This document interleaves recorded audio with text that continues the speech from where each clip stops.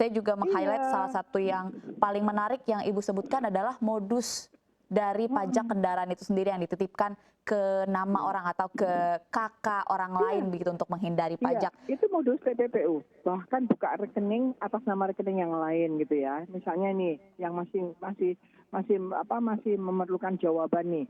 Almarhum Yosua, kok bisa ajudan-ajudan punya rekening 5 untuk nampung apa? Punya siapa? Gitu kan? Itu pendekatannya harusnya TPPU gitu ya. Ini punya siapa sih? Kenapa sih orang? Nah, nanti kita memerlukan bagaimana nih perbankan ini kok membiarkan ada satu orang yang tidak pantas punya rekening satu aja isinya harus sedikit, ini punya 5. Nah, kalau banknya juga sama-sama kayak begini ya sudah gitu, nggak usah berharap bahwa korupsi kita akan turun, kejahatan keuangan kita akan turun begitu. Jadi ya karena sekarang KPK sudah di bawah dengan undang-undang baru di bawah pemerintah, ya kali ini saya bukan latah. Kali ini ya Presiden turun tangan. Ini mau diapakan ini KPK? Bagaimana pandangan KPK terhadap pentingnya LHKPN? Itu mungkin Presiden saja yang tanya kepada KPK gitu. Karena dengan undang-undang baru itu di bawah pemerintah kan, Baik, independen tapi di bawah pemerintah. Nah ini udah kondisinya begini. Kita harus mengantisipasi kemungkinan yang lebih buruk, yaitu ini adalah bulan pajak, orang nggak mau pajak, nggak mau bayar pajak, dan orang nggak percaya KPK. Ya kalau masyarakat nggak percaya ya paling ngenes hatinya gitu kan. Tapi penjahat-penjahat atau calon-calon koruptor senang, happy dia karena KPK-nya seperti itu gitu. Jadi ini hati-hati sekali menyikapi ini, harus betul-betul serius karena ada 2 hal nih. Pajak kita tahun lalu 1.000 triliun loh, ya kan? Ini kalau ada gerakan yang gerakan tidak akan bayar pajak, kan ada nama-nama terkenal juga yang memviralkan kan? Itu kan bahaya ya. Nanti bisa baik. kita hutangnya semakin banyak kalau pajaknya kurang ya. Nah, Ya. terus KPK-nya nggak dipercaya lah, repot lagi. Baik, Bu Yenti, Ya, ini balik lagi kepada ya. modus menghindari pajak dan juga aset kekayaan lewat mengatasnamakan orang lain begitu terhadap pencatatan aset kekayaan. Hmm. Sebenarnya kalau selama ini tuh harusnya seperti apa sih Bu? Karena tadi Bu Yenti menyebutkan bahwa ini salah satu modus yang paling klasik begitu, yang paling sering terjadi di Iya. TPPU. Selama ini yang akhirnya membuat masyarakat jadi curiga begitu terhadap para anggota dan juga pengurus pemerintahan. Bagaimana sih sebenarnya idealnya melihat modus dari TPPU ini? Ya gini Mbak, TPPU intinya gini, orang yang menikmati hasil kejahatan, whoever enjoy his fruit of crime gitu ya, teorinya itu gitu. Siapapun yang menikmati hasil kejahatan. Ada hasil kejahatan dia nikmati itu apa? Buat beli, buat ini. Tapi kemudian dalam pasalnya adalah dia membelikan yang dia tahu itu hasil kejahatan dan dengan tujuan menyamarkan supaya tidak kelihatan bahwa itu dari hasil kejahatannya dia gitu kan. Sehingga yang kemudian bentuk kejahatannya adalah antara lain dia belikan apa ditransferkan dan sebagainya, apakah dimasukkan ke perusahaan, dia punya saham, sehingga suatu saat dia tampilnya beda itu karena oh ya dia juga kan pengusaha karena dia punya saham. Yang kita cari waktu dia punya saham itu dari mana uangnya. Begitu, bukan oh itu kan perusahaan besar tapi kita sahamnya saja, ya bukan begitu. Sahamnya itu dari mana ketika dia punya saham sekian persen di situ?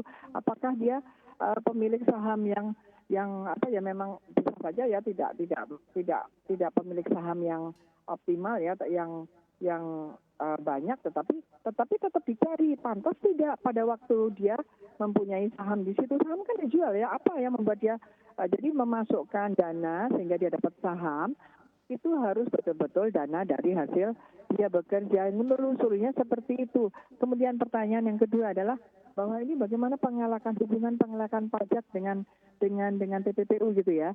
Kalau membaca filosofinya, membaca teori-teori yang dikembangkan sejak 1970 yang kemudian berakhir pada konvensi 1988, yang namanya TPPU itu selain tadi menikmati hasil kejahatan dengan cara-cara banyak sekali dan tujuannya menyamarkan agar hasil kejahatan asalnya tidak terendus gitu ya.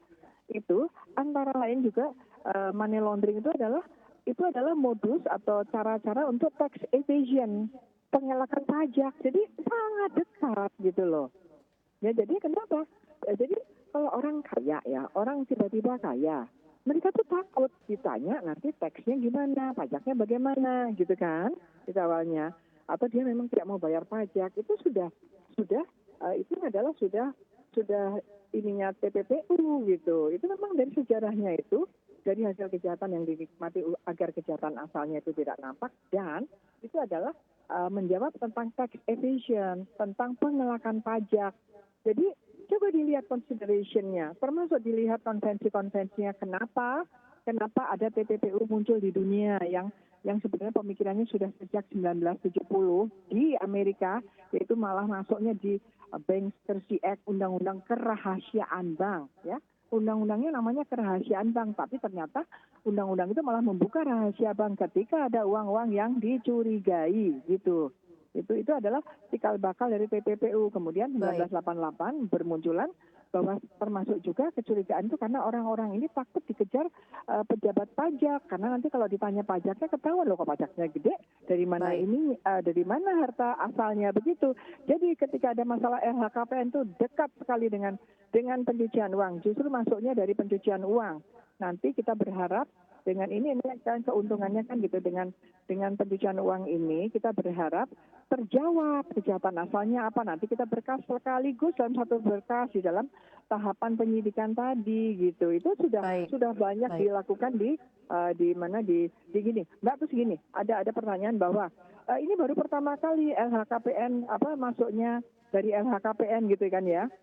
Ya kalau LHKPN memang mungkin baru pertama kali, tapi bentuk seperti ini tuh sering ketika PPATK menyampaikan bahwa ada rekening jumbo pejabat ini ada pejabat muda yang rekeningnya jumbo misalnya, atau itu Baik. rekening gendut. Nah itu kan rekening gendut. Itu kan masuknya sama dengan LHKPN, bahwa masuknya itu ada kecurigaan rekening yang gendut, dan kemudian didalami gendut itu dari mana. Jadi hampir sama, jangan mengatakan KPK Baik. yang sudah berumur berapa ini, 22 tahun, kemudian merasa bahwa ini satu kasus yang baru. Ya Baik, Bu saya nggak Yanti. ngerti lagi mau ngomong apa kalau aparat hukum aja seolah-olah tidak paham TPPU atau tidak mau paham, sementara masyarakat harus bagaimana kalau Iya. aparatnya tidak paham gitu.